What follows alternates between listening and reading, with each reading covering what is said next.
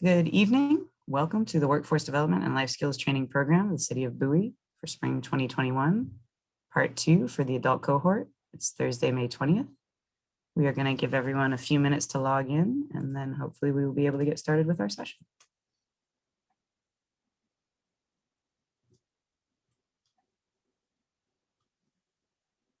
I was going to give it till 6:05, and if no one logs in, then I guess we can consult with each other. Here we go. Thank you for joining us this evening. Welcome to the second session of the second module of the Bowie Workforce Development and Life Skills Training Program for Spring 2021. This evening we'll be covering Turning Problems into Opportunities, Part 2, and Developing Solutions and Business Ideas. The recording of the presentation last week from Tuesday is available on the program website at cityofbowie.org/worktraining. This evening we have with us Mark Lawrence of Incubate and June Evans, the director of the Prince George's Community College Center for Innovation and Entrepreneurship, also known as InnoHub. You can contact both of them with questions about this presentation or the work they do or other resources regarding business development and entrepreneurship. As always, we encourage you to raise your hands to ask questions or type a question in the chat and we will respond. Again, all course materials are available at cityofbowie.org/worktraining. We have recordings up for all of the first modules that were presented in April on life skills and STEM careers. We also have a recording of last week's presentations. The complete presentation on Tuesday that was presented to the youth cohort is also available there for you to view. If you have any questions, as always, you can contact me. I'm the program coordinator. And with that, I am going to stop my screen share and turn it over to Mark, who will introduce himself and the presentation for this evening. Great, thanks a lot, Kay. Let's get the screen sharing going.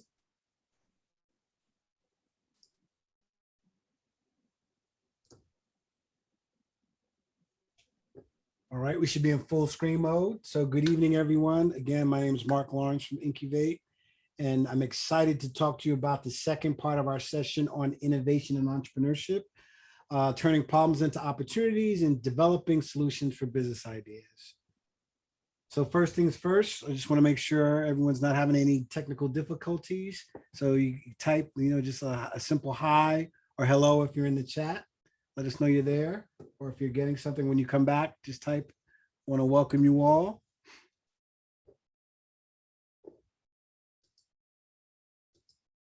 Okay. Yep. Okay, good. It looks like it's got some activity in the chat. So today, we're going to talk about a way of thinking that helps you solve problems like a designer. Yes, it's usually talked about in the context of innovation and entrepreneurship, but it can be used to solve or think through any type of problem, whether it's a career goal, aspiration, what you want to do next with your career, how do you want to start your career, how do you pivot from one track to another. And then the second outcome is really providing a sense of what it takes to test specific ideas, determine if there's a solution or business opportunity. So just to recap from the first session, a lot of that conversation around mindset, around approaches, and around this idea that we call innovation, because innovation is this amorphous thing and we can't see it, touch it until we experience it in a certain set of mindsets. So it's really around being a problem solver, identifying problems that matter, and then moving through some process to systematically deliver a solution. So just moving through a process that's structured, there's a discipline around innovation. And with that, we talked about the 10 types of innovation, which were in 3 groups: configuration, offer, and experience. And we provided examples. And it's really useful to diagnose or improve on a current innovation, analyze competition, talk about different ideas and those sorts. We also talked about mindset, again, entrepreneurial mindset components, being able to be comfortable with risk. How do you critically think and focus on problem solving? And then how do you become very creative and innovative? And a lot of words are used redundantly and over, but it is really around being able to take a chance, think outside the box, think critically about things and be very creative. And then we close really with the idea that problems, right? Problems occur in life, problems occur in situation, problems occur in business, but Problems, it's another mindset component to see them as opportunities, accept that they're inevitable. And if you talk to any successful professional, any successful entrepreneur with a positive attitude, you find one key trait that they have in common. All of them have this unique mentality when it enables them to handle challenges and problems differently. And they see them not as burdensome forces of opposition. They see them as opportunities to learn, opportunities to grow, opportunities to improve, and opportunities to adjust. So with that, we're going to talk about a fundamental module to think about problems as opportunities, to solve problems, to think innovatively, and to think like an entrepreneur. And it's called design thinking. And June's going to join me and we're going to walk through the process, but let me first give you some background. So two key things about design thinking, right? It's really about this idea of empathy. And empathy, as a definition, is really a social skill that helps you put yourself in the shoes of others. You understand their emotions, their intentions, their thoughts, and their needs so that you're in a better position to develop a solution. So again, outside of yourself, designing for others.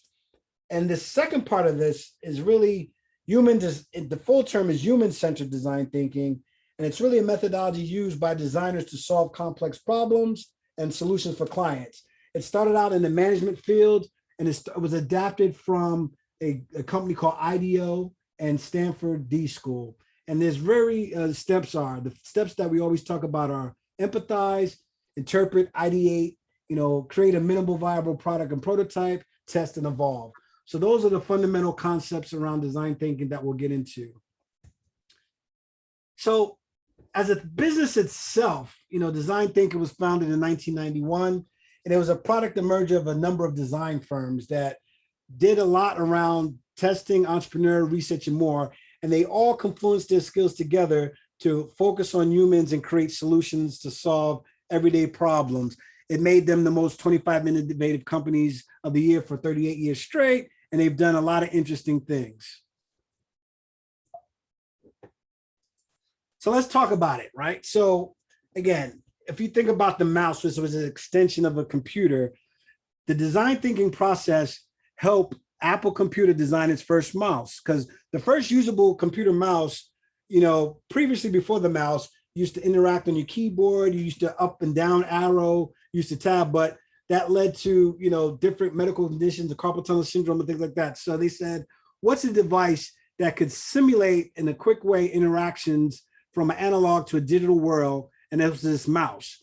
And it was introduced in 1983, and it's evolved over the years through the iterative test and prototype attempt to the mouse that we see of today, whereas the first one was a wired connected device, whereas today it's wireless. You can use different hand gestures, different motions. It's battery chargeable. It has an optical sensor and those sorts of things. But all of that was a result of going through a design thinking process.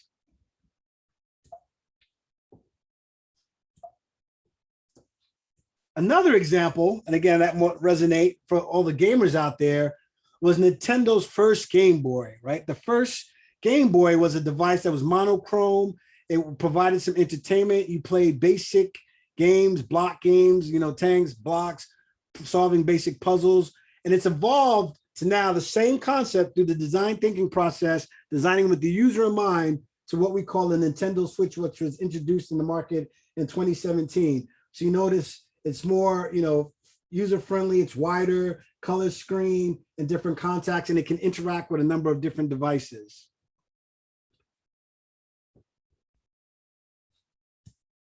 Another example, and I'm sure a lot of you aren't old enough to remember this, but you know what the future is. But back in 1999, the personal digital assistant space was revolutionized by a company called 3M, and they created this thing called a Palm. And I just took you up to the Palm 5 because the Palm 5 was the precursor of what we know as today's smartphone. And what the Palm 5 did, it was in the one place where you could keep your contacts, keep your calendar, run a couple applications, and have all the data with you in your palm. But that's evolved, and that was the precursor today of what we know as our smartphones that can do a lot more than that. It can take pictures. It's almost like a mini computer that you have and you can work around with. But this Palm idea was first created by IDEO, the company I talked about in the beginning. So with that, we'll go into the steps of design thinking. Again, empathize, learning about your audience for whom you're designing, defining, constructing a point of view that is based on the user needs and insights, ideating or ideation, brainstorming and coming up with creative solutions, prototyping, building a representation of one or more of your ideas so you can show others, and then testing, right? So returning to the original user, the person you were designing for, to see if you get feedback on your idea. And what I'll show next is a video that walks through that.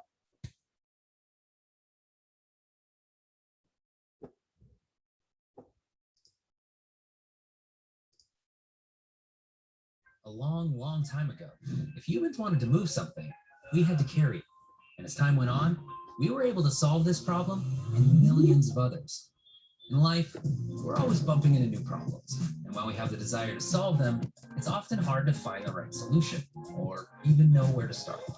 That's where design thinking comes in. Design thinking is a process that seeks to solve complex problems by approaching it from the user's perspective.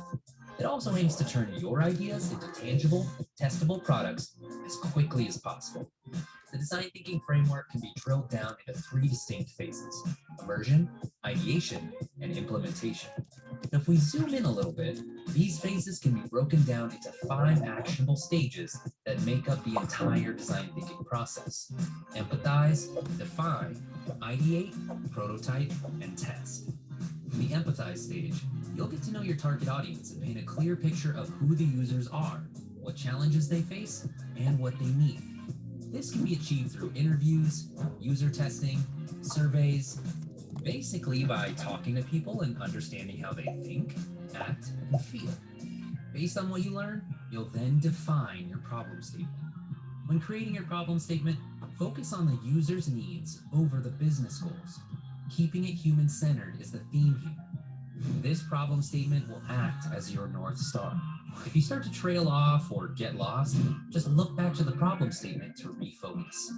With our problem statement defined, we're ready to ideate. Keep in mind, innovation is rarely born in isolation. So don't fly solo. Get up from your desk, cubicle, or spaceship, gather some key individuals from other teams, and collaborate. The name of the game is quantity over quality. So think outside of the box and explore new angles. There are many ideation techniques to get you and your team started. A great reference is our Design Thinking Handbook by Eli Woolery. Check it out at designbetter.com. Next stop, prototyping. Prototypes come in all shapes and sizes, from basic paper models to interactive digital mock-ups. The goal is to have something tangible that can be tested on real people. Getting your prototype into the hands of real users will give you great insight on if the solution you provided is valid or if it needs some more work. Based on their feedback, you can make changes and improvements before spending the time and money building the real thing. Although these steps appear to be sequential, keep in mind, design thinking is less linear and more iterative. At each stage, you'll most likely discover new things that require you to go back and repeat a previous step. And there you have it, design thinking in a nutshell. Now get out there and start applying design thinking to your work today. You'll be glad you did. For more information on design thinking, head on over to envisionapp.com/inside design, and we'll see you in the next video.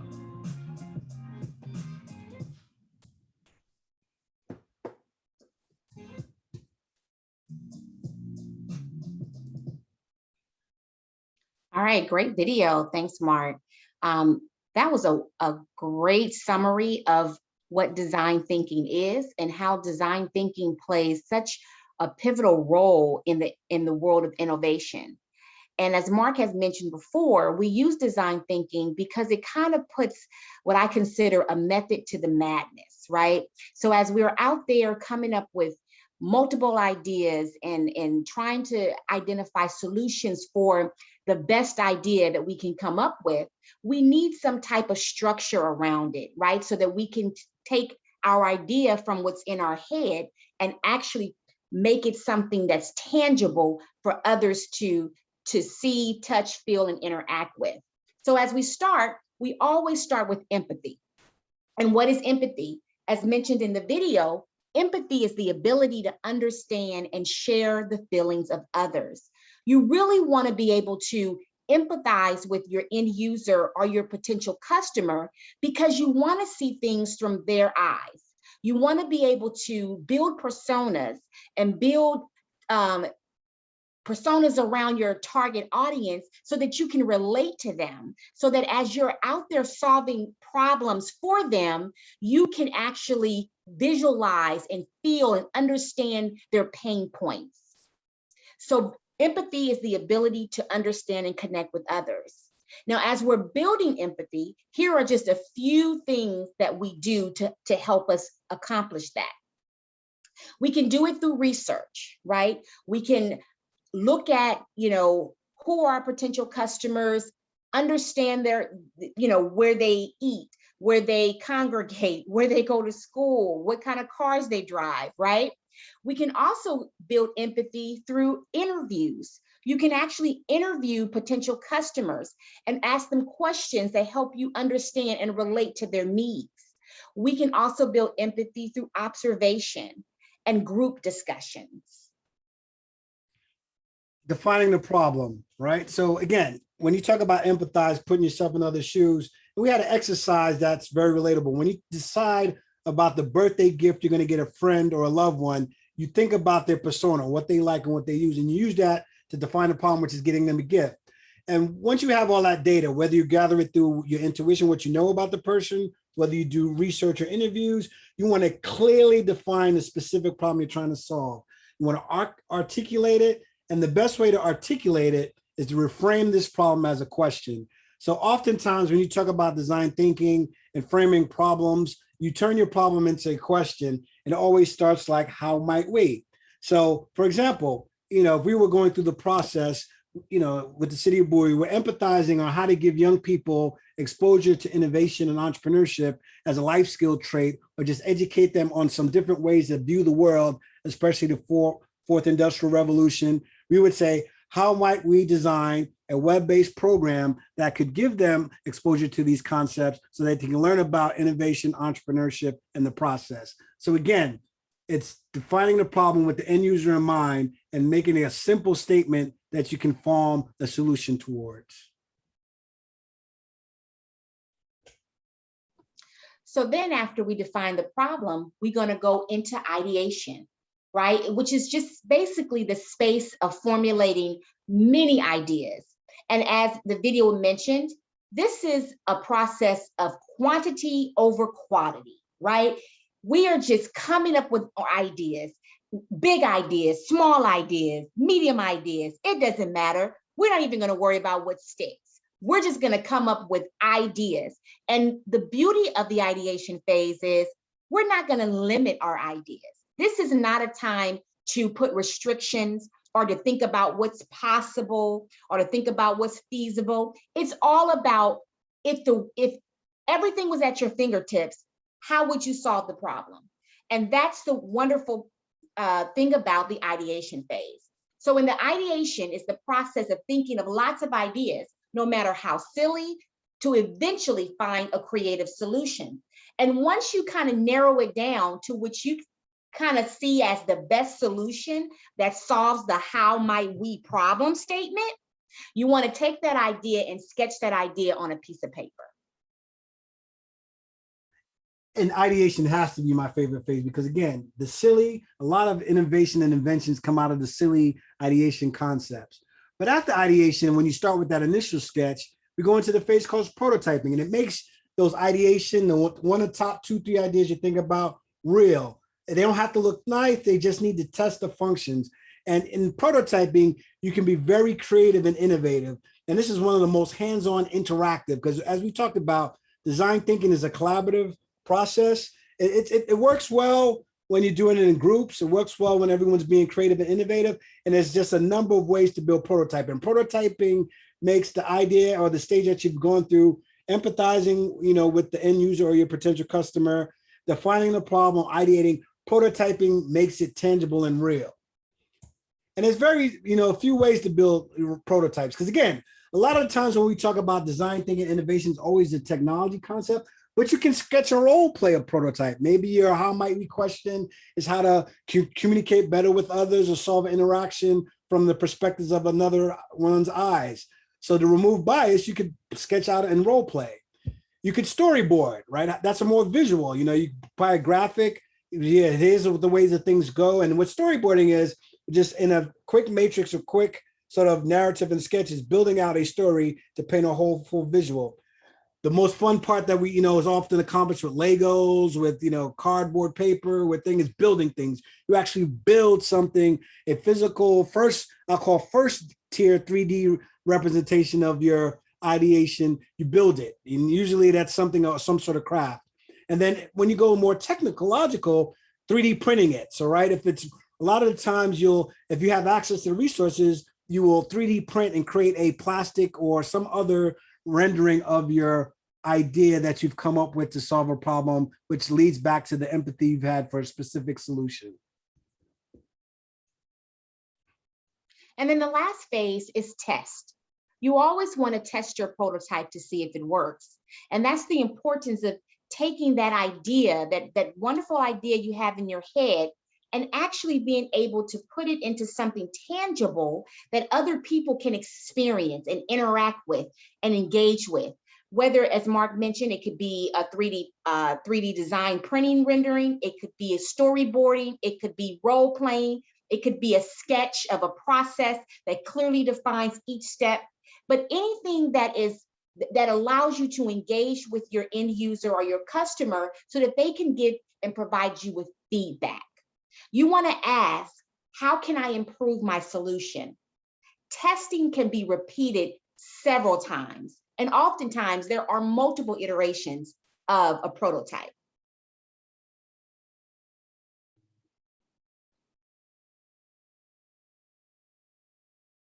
So, we went through that pretty quickly. So we'll pause and see if there's any questions or comments before we cover the next topic.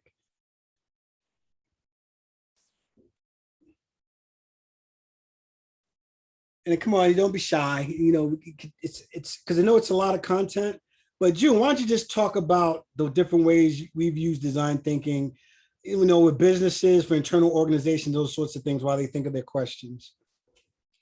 Well, we'll use design thinking with all entrepreneurs, actually. I mean, whether you are an emerging entrepreneur, meaning that you have an idea and you're ready to bring it to life and maybe even go and launch a business with it. But we'll also use design thinking with seasoned business owners, right, that have been in business for several years. But they're looking for ways to improve their business processes, or they're looking for new things to add to the business or incorporate technology in some way that can make the business more competitive or efficient.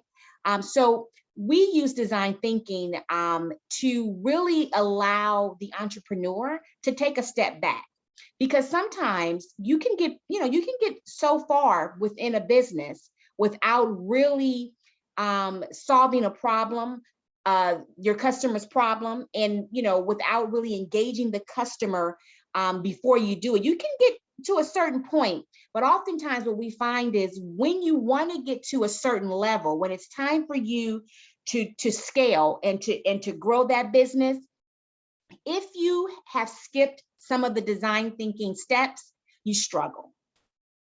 And oftentimes the struggle comes from, does my idea really solve a problem for my customer?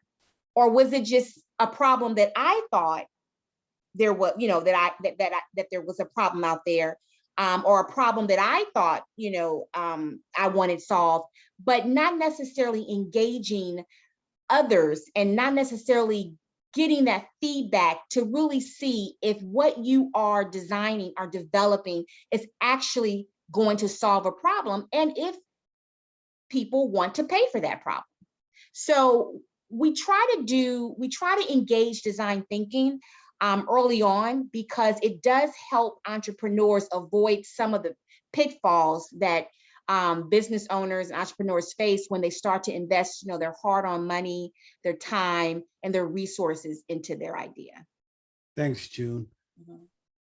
So any other questions before we move on? Okay, So the chat so far.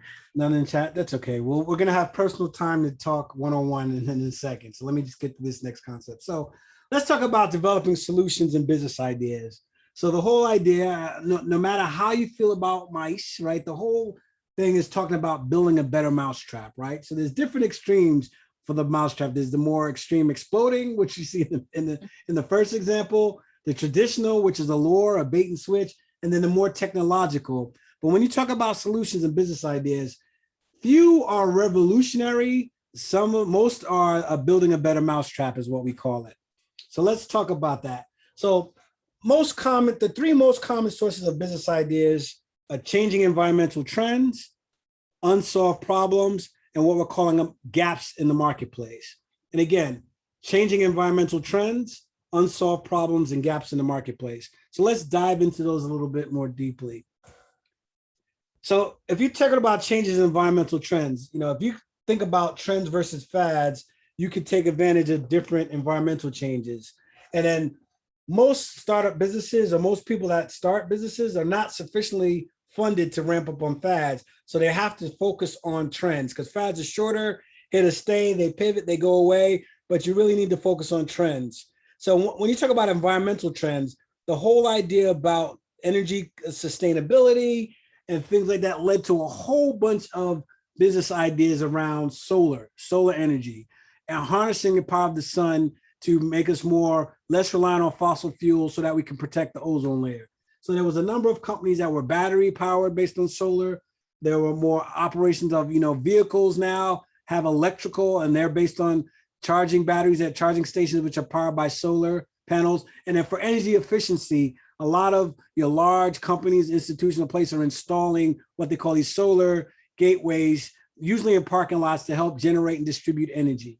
So that's an environmental trend that started a whole number of business opportunities. Another one is unsolved problems, right? So a lot of companies have been started or solutions have been invented by people who have experienced a problem, and in the process of solving it for themselves, they realized that more people would benefit and they were able to generate revenue. Excuse me. So, and here we talk about the whole ethnic or cultural hair care industry. So Shea Moisture, which was a pioneering mother of four and entrepreneur, Sophie Tucker, who was a mother of four and entrepreneur, sold Shea Butter, which was based on African black soap and homemade beauty preparations back in 1912.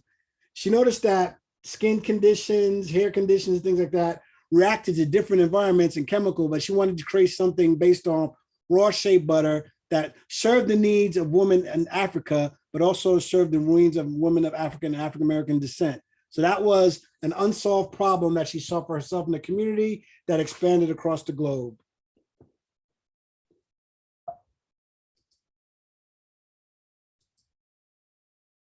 So another one, and staying with the care example, gaps in the marketplace. So products that consumers need or want that aren't available in the location or aren't available at all.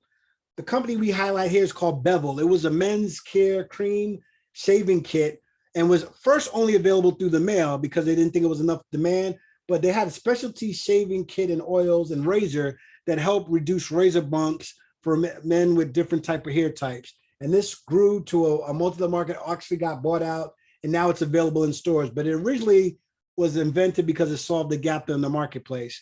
So we gave you a couple examples. So now I wanted to take a time to open it up and talk about any solutions or any business ideas that the group may have before we close out and talk about sustainable development goals.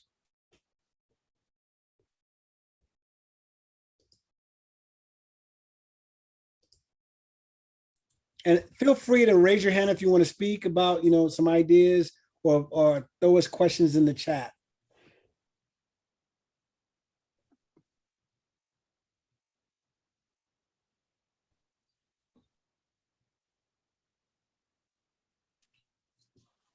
Nothing, guys?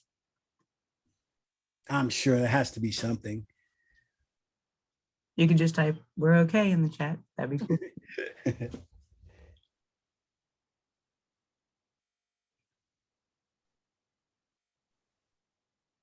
I'm give them a couple more seconds to think of some ideas.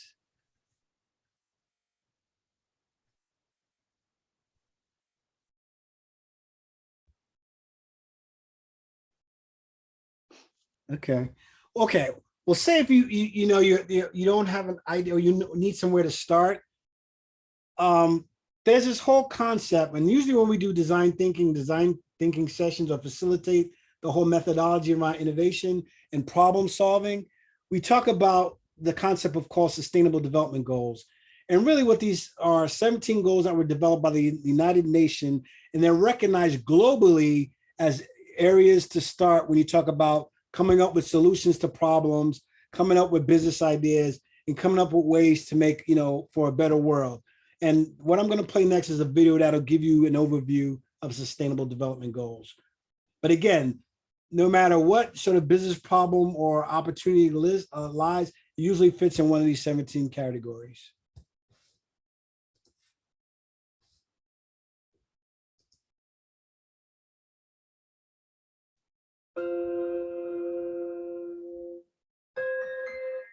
The Sustainable Development Goals are a United Nations initiative to change the world. They will guide development programs in all countries for the next 15 years. If these Sustainable Development Goals are reached, we will live in a much better world by the time we turn 30. It's our generation's turn to shape the world. We need to know what these goals are, where they come from, and how we can help achieve them. Sustainable Development Goals give the world the opportunity to come together and plan our future together. They give us a chance to think in an integrated fashion about the importance not only of social issues, but economic and environmental issues. And yet it seems very few of us know what these goals are. No. It's like three sides like environment.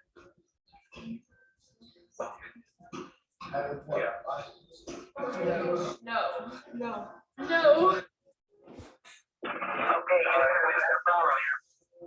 Okay, here's the say again, please. Houston, we do indeed have a problem. Right now, 1 in 7 people on Earth live in extreme poverty. 1 in 9 are undernourished. 58 million girls and boys are out of primary school.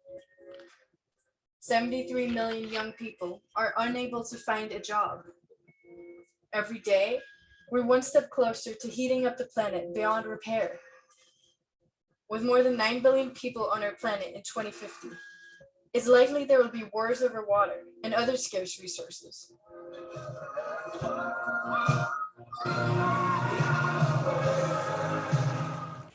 A few decades ago, our parents wanted the world to come together as one.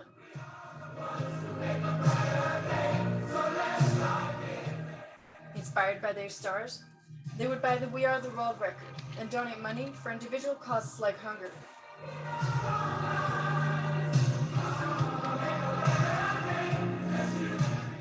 It took 15 years and the Chernobyl nuclear disaster, the Gulf War, the Rwanda genocide, and the war in Kosovo for our parents to realize that to change the world we need a shared vision, a framework for action, and clearly defined goals and targets. So, in 2000, the United Nations launched a set of 8 clearly defined goals. Each of these Millennium Development Goals came with ambitious targets to reach before 2015. Most of us were born around the same time as world leaders adopted these goals. So what happened while we grew up? The good news is that 4 of the goals have been reached. In 2010, 700 million fewer people lived in extreme poverty than in 1990. 90% of all girls and boys were enrolled in primary school education. The bad news is that 1.2 billion people are still trapped in poverty. The financial crisis has left millions unemployed. Our planet is gradually getting warmer. The clock is ticking. Fortunately, our world is coming together around a new set of goals, the Sustainable Development Goals. These 17 goals are currently being finalized and have not yet been agreed, but hopefully our world leaders will adopt the Sustainable Development Goals in September this year. We need to get involved in these goals. These goals are the best shot we've got at ensuring that the world we will live in when we become adults will be safer, greener, and more equal. If we don't help keep them alive, who else will? So take this online survey today and let them know which future you want. But don't just stop there. Consider for a moment how you can use your knowledge, energy, education, and passions to make the world a better place by the time you turn 30-something. While you might fear that one voice won't make a difference, your voice counts. Tell your family, classmates, anyone and everyone about these goals and how we must come together to achieve them. Tell your parents not to vote for politicians who don't take sustainable development seriously. And when we get to vote in a few years' time, let's vote for those who care about our planet and our future. The Sustainable Development Goals are our goals. They're not just our parents' goals, or our governments, or the United Nations. The Sustainable Development Goals are our generation's chance to shape the world we want.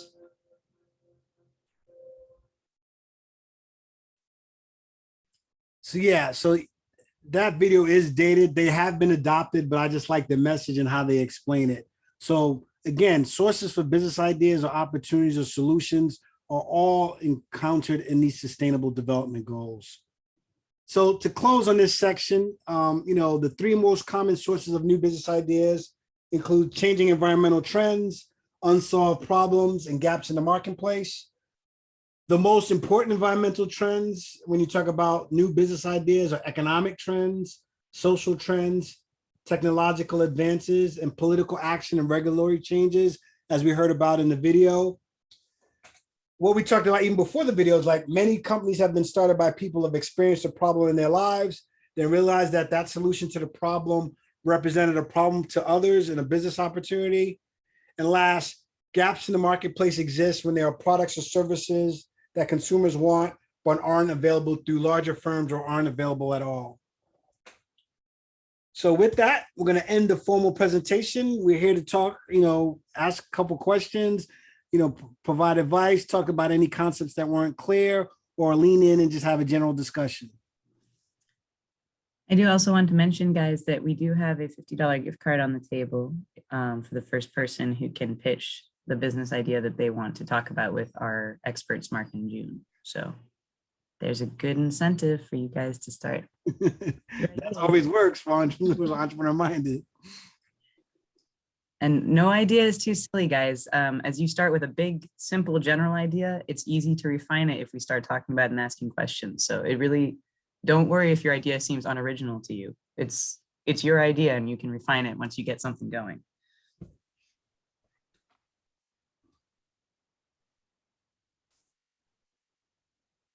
Anybody?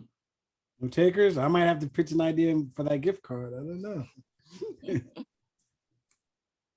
anyone have any questions for June about InnoHub or what Prince George's Community College has for people interested in entrepreneurship?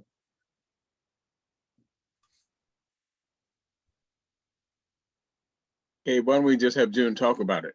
Yeah, let's do that. Okay, well, great. Always like talking about the InnoHub. So for you, when you're ready, and whatever stage that you are in the development of your idea, or even launching the business, the Innovation Hub at Prince George's Community College is a resource for you. And we serve as a physical and virtual space where students, faculty, and the community can collaborate to solve problems, generate new ideas, and improve existing processes, services, and products.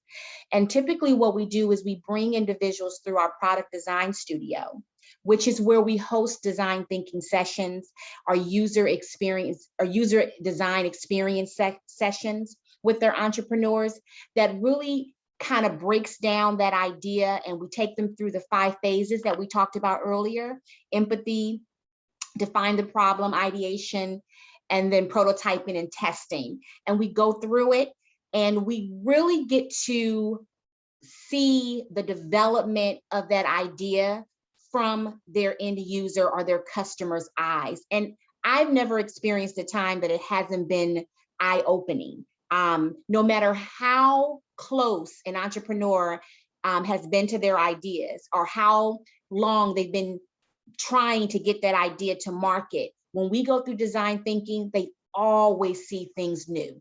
It's always some type of reveal that comes to play that helps makes that journey better.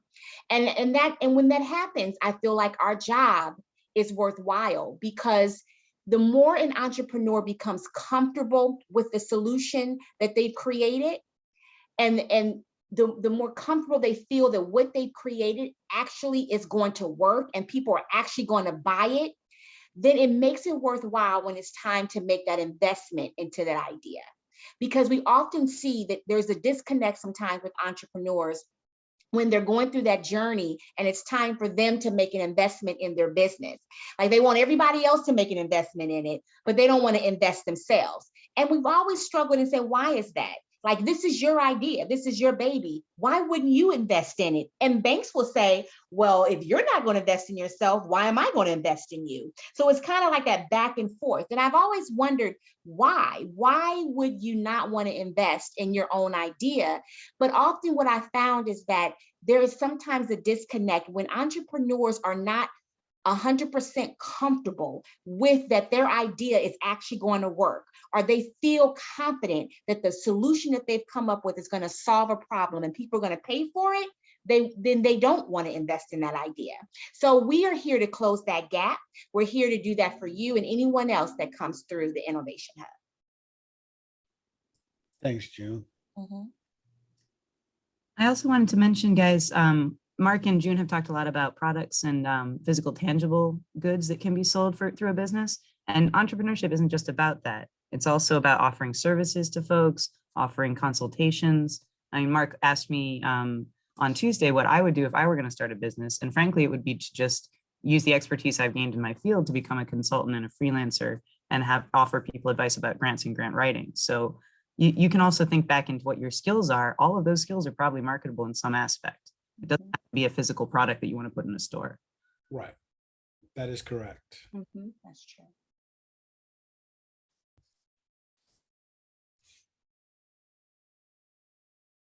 All right. Still, is that $50 gift card still on the table? Let's see. $50 is still on the table, guys.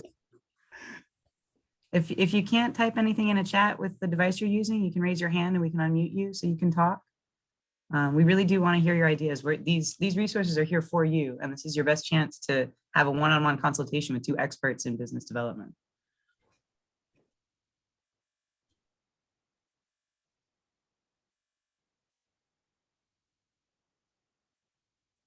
All right, well, I'm just going to talk about what the closeout of the course is going to look like while you guys think about if you have some questions or some comments you want to make. Again, we really appreciate you all logging on this evening. Oh, sorry, June. Hey, I was going to say too, I'll make sure Mark and I will make sure that you get the link to a business consultation if the entrepreneurs on the line want to, at a later date, meet with us. We can give them a link to schedule a business consultation at a later date as well. Okay. We will do that. We'll provide all the resources in the packet. Yes. Great. Thank you. Thank you, guys. Yeah, so that's a great segue for me to say this is the final live session that we have scheduled for this program. This is not the end of the program, though. As I told you guys all during the interview, I will continue to email you with information and opportunities pretty much in perpetuity until you tell me to stop. I will send you guys information about job fairs as I learn about them, employment opportunities, any kind of opportunities of contests or competitions that might appeal to you based on the information that you gave me during your interviews. All of the information from all of these sessions is available on the website, which is cityofbowie.org/worktraining. The recordings for the entire first module are all up there. The recordings for the first week of this module are available there, and these recordings will be available there shortly. I will also upload these presentations. The slide decks will be available for download. I will have a bunch of links available. I will be getting those up in the next few days. So the next step for you guys will be, you'll get, as always, an email from me. The email will have information about a survey for you guys to give us some feedback on how the second module went, because we can always improve our presentations with your feedback. If you attended at least 3/4 of all presentations of modules 1 and 2, you will eventually get a graduation certificate from me. That will include a small gift. I will be working on those at the end of this month, and I will send out an email to everyone who qualifies as a graduate to expect that when I get them in the mail. So keep an eye out for that email. Also, I want to remind everyone that I am happy to serve as an employment reference. If you don't have that many references because you haven't had a chance to work that many professional jobs or haven't had that many internship experiences, please feel free to list me. All I ask is that you give me a phone call or send me an email to let me know that you've listed me for an opportunity so I can keep an eye out for that information. While I'm talking, I was kind of hoping some of you guys might have thought of some questions or comments before we close out. So I'm going to pause just a little longer, give you guys every opportunity to ask any questions before we end the session. Also, Jesse, if you wanted to say any closing words. Good evening. Yes, I just wanted to thank you all for participating in this program. Mark and June, I want to thank you for doing a stellar job as usual and providing information and an in-depth approach to help people develop their skill sets and ability to think, which is a primary function of this program.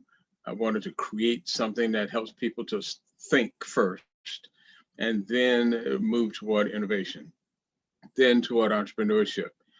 Think clearly, think openly, have some new tools that will help you, as Mark says, ideate, think about new ideas, brainstorm, not just brainstorm by yourself, but with others, and have resources you can reach out to, like Mark and June, and like our office. So we're happy that you joined us. We're here to provide resources for you, as Kay said, as we go forward. So please contact Kay so she can be helpful to you with just figuring out. Sometimes you just need somebody to talk to about your ideas, about your next step in life, or what courses you might want to take, or what firms or organizations you might send your resumes to get jobs.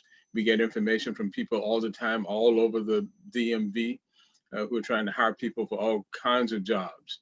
And in addition to the jobs, we just wanted you to have this opportunity to understand that there are alternatives. You can think about ideas to help solve problems for yourself and others that they will actually pay for. We have entrepreneurs as young as 11 and 12 years old who are making 5 times the amount of money that I'm making.